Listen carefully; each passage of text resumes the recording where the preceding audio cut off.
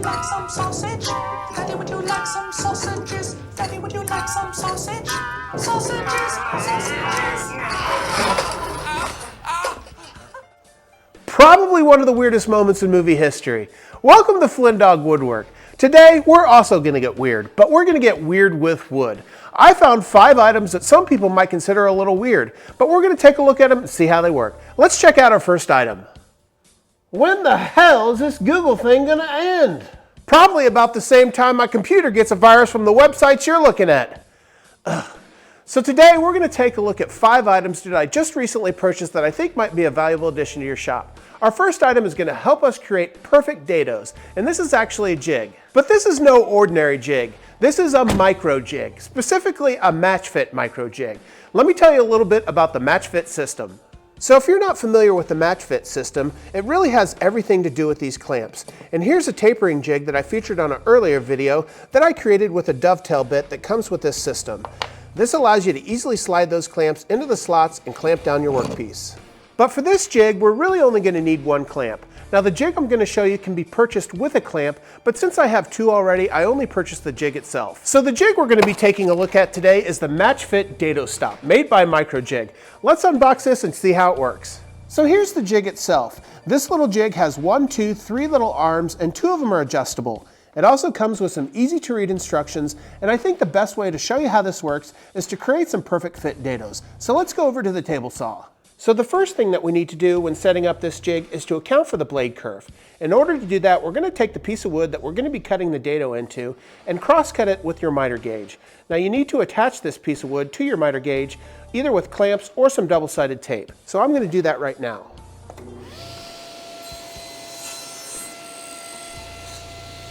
Now that we've made that fresh cross-cut with our miter gauge, it's time to break out the jig and attach it to the fence. So let's do that now. So one thing you'll notice with this jig is there is a magnet on the bottom. This makes sure that it's resting right against the table of your table saw. Then you can place your clamp right into that slot and loosely tighten it down. Now that I have this jig attached to the table saw fence, I now want to push my fence all the way up until the number 1 touches the blade. Once that's done, I now can move on to setting number 2. Now that I have the number 1 resting against the table saw blade, I now want to take number 2 and push it right against my workpiece. Once I have it in line, I'll tighten down the knob. So now that we've set the number 1 and the number 2, we've accounted for the kerf of the blade. Now it's time to figure out the width of the material that we're going to be placing into that dado. So let's do that next. I thought you said it was the queef of the blade. For you, yes, that's what I'd call it. Now let's go set up our jig for the thickness of our stock. Now in order to determine the thickness of our stock, we now can loosen our table saw fence and place it to the side. We'll then take a small square and rest it on the very bottom of the jig. Next, we'll place our stock into the slot and adjust our number 3 to the exact thickness of that stock. Once we have that, we can tighten down that knob. So now that we have our jig set up, we really only care about 2 of the fingers, the 1 finger and the 3 finger. We're going to make our first cut with our workpiece resting against the 1 finger, and then we're going to make our second cut with the workpiece resting against the 3 finger. This will give us our outline for our dado, and then we can hog out all the material in the middle. So let's do that now. The last thing that I'll do is I'll lower my blade to the actual depth of the dado. Once I have that done, I can make the cuts at the 1 and the 3.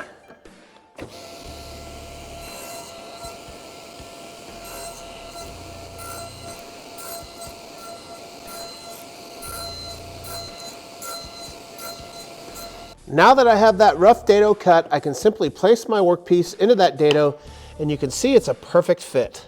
Not only that, but this perfect fit is not so tight where you can't fit some wood glue in there. So that's great. You can fit some wood glue into that dado and make a really tight bond. So I'm pretty pleased with this little jig. This thing creates a perfect fit dado that's not so tight that you have to use a hammer on it. Whenever you create a dado that's way too tight, you really have a hard time getting the glue into that dado and creating that secure bond. Plus, this jig is only about $25 without the clamps. If you already have the MatchFit system, this thing is a no-brainer. Well, that's going to wrap up our first item today. Now let's move on to our second item, which is a great accessory for your track saw. Let's start to take a look at it. So in my humble opinion, track saws are one of the most useful tools we can have in our shop. However, when you purchase a track saw, you spend a lot of money, and then you come to realize that you probably need a couple of accessories. Let me show you one of those accessories. So one of the most useful accessories you can have with a track saw is a rail square. And I purchased this Insta Rail Square XL when I first got my track saw. The problem is this rail square is very expensive. This was $190 just by itself. Now in my opinion, this was money well spent as I use this rail square all the time. However, since it was a lot of money, I wondered if there's any other rail squares that compete with this expensive rail square. You talking about trains over there? Ugh, wow. So I surfed the web once again to find a cheap rail square to see how it competes with my expensive one. So let's take a look at it and see how it works. So right off the bat, you can tell that this new rail square is quite a bit smaller than my current rail square. However, this was less than 20% the price. So let's open this box and see how it competes. So right off the bat, you can tell that this rail square has got a pretty simple design. Now this will work with Makita, Festool, and some of the more popular brands. So let's take it out of the box, attach it to our track, and see how it cuts. Now in order to attach this rail square, it simply slides right into the slots on your track. The one thing that I do like about this square is it does have 2 clamps to attach to your track. Not only does it have the 2 clamps, but it's also got this T-knob here. This gives support to the rail square as well as making sure that you're completely aligned with the top of your board. But absolutely none of this matters if this thing can't cut square. So I'm going to cut through this MDF along the entire length of the board, and then I'm going to measure for square on both sides to see how it does. And to test for square, I'm going to break out the big guns and make sure that this is completely flush along the length of the board. And as I rub my finger down there, it's completely flush. And now I'll test the opposite side.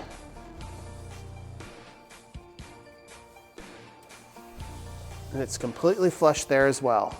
So what have I learned here? Well, first of all, I probably spent too much money on the InstaRail XL. However, that is a great tool and I highly recommend it. But this thing for 20% of the price is a great deal. Now one thing to note is this is made in China, so if you're against China tools, this isn't the tool for you. You ordering Chinese? I'll have some of that General Tso. No, I'm not. So this tool for the price really is a heck of a deal. I'm super impressed that a tool that was this cheap was able to keep my track completely flush and square. So I highly recommend picking one of these up if you don't have a track square. But if you like to spend money like me, I also recommend the InstaRail XL. Now the nice thing about this is it does have bench dog, so you can use this in conjunction with your MFT table. So that covers 2 items so far. Before we move on to our third, I ask you to do me a huge favor and hit that subscribe button, leave a like and leave a comment, as it really does help out this small woodworking channel. Also, for any of the tools that I'm going to be showing today, I'm going to leave links in the description below so you can go check out those tools for yourself. Now let's move on to our third item. Now if there's one skill that I'd like to improve in the coming years, it would be my chisel work. I've recently got into hand tools and I absolutely love it. Now about a year ago, I picked up some chisels from Woodcraft, and I use these all the time. However, there's one thing that I see myself doing over and over again. Let me show you what I'm talking about. So I'm sure you're all familiar with the types of corners that router bits leave. Since you're dealing with a round bit on a square corner, there's always a rounded edge. Then you need to take your chisel and get in there and clean it up so you can square that up. So cleaning up those corners isn't that difficult, and it's something that I actually enjoy. However, me being the gadget guy that I am, when I saw this tool, I thought I'd give it a try. I love that show, Go Go Gadget. Isn't Aunt Bessie coming to pick you up tonight? Okay, good. So the next thing that we're going to take a look at is the corner chisel made by Atlan. Let's unbox this and see if it actually works. So here's a closer look at the chisel. As you can see, there's a metal chisel on one corner. As you strike that with a hammer, you can see that the 90-degree chisels come out on the opposite side. You place this chisel right in that rounded edge and you strike it with the hammer. So let's try this out and see if it squares up those corners.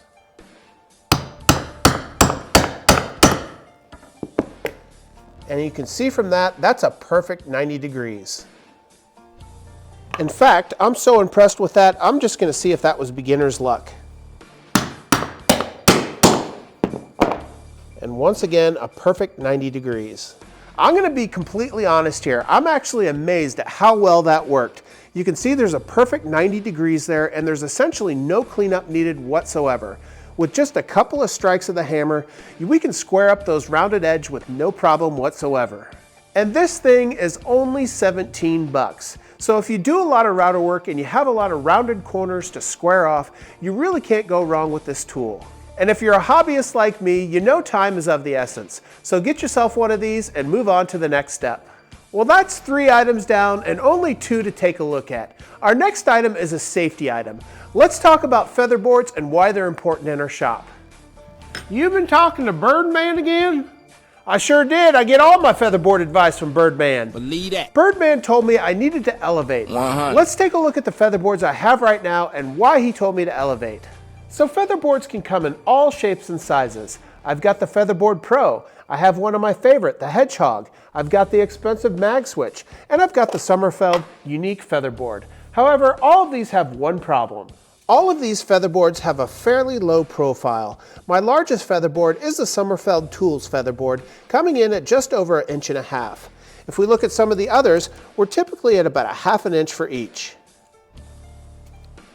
And that's why I purchased this next tool.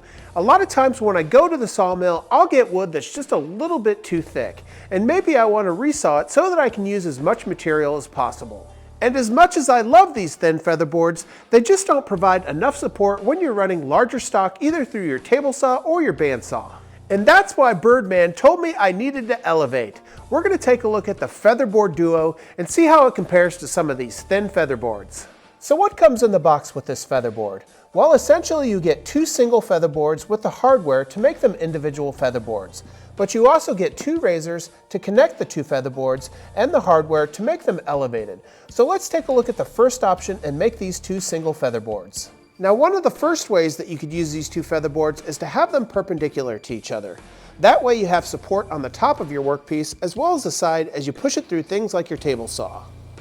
You could also use these 2 featherboards in sequence with each other, therefore creating support for longer workpieces as you push them through things like your router. But let's face it, that's not why I purchased this featherboard. I purchased this featherboard to elevate my support. I'm educated. Elevated, not educated. So let's elevate this featherboard. So in order to elevate our featherboards, we're simply going to disassemble both of the featherboards. Then we're going to replace the smaller hardware with the larger hardware. Once we have that in place, we can place our first featherboard down. Then we can place both razors on top of that.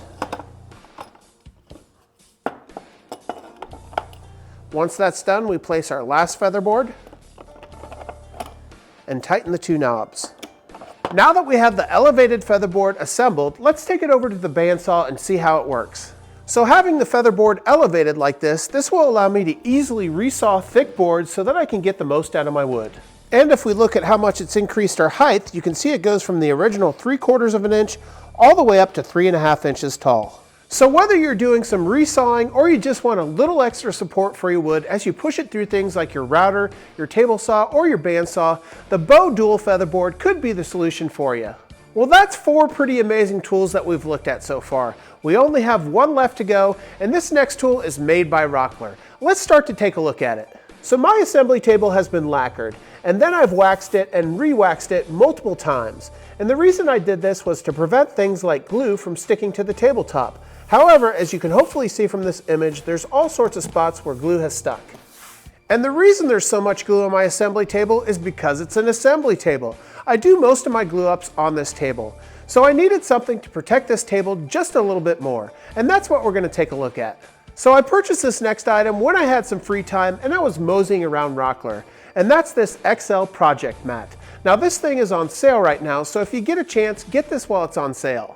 Now this is the ultimate glue up mat, and this thing is made entirely of silicone, and it's approximately 30 inches wide by 24 inches thick. Now these things come in a variety of different sizes, however I chose to purchase the XL version. And not only did I purchase 1, but I purchased 2. Now these things are supposed to interlock with each other, so let's go check that out.